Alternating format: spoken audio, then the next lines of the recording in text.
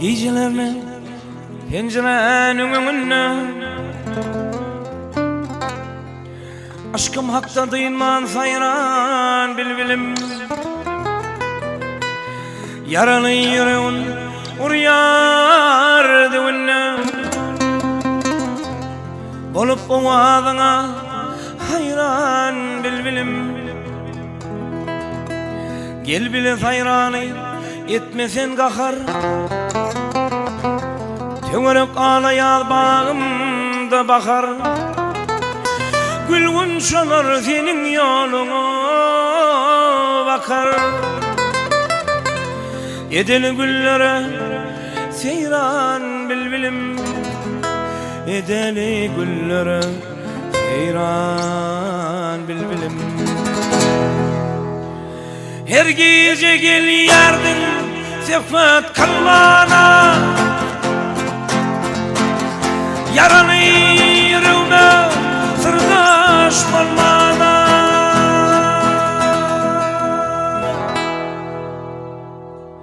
Niçin uşum dolanmadın bu bağa? Kimdir seni menden ayıran bilbilim? Kimdir seni menden ayıran bilbilim?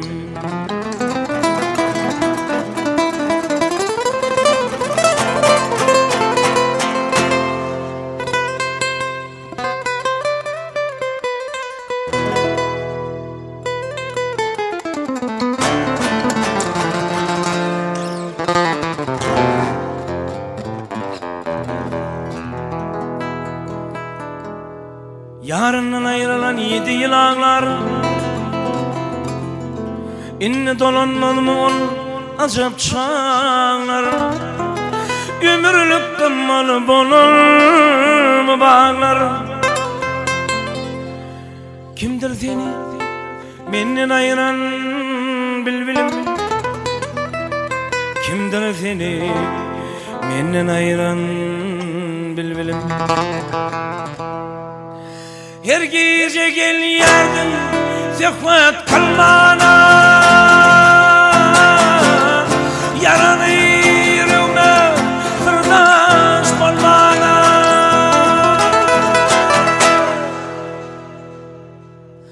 Niçin uşum dolanmadın bu bağa?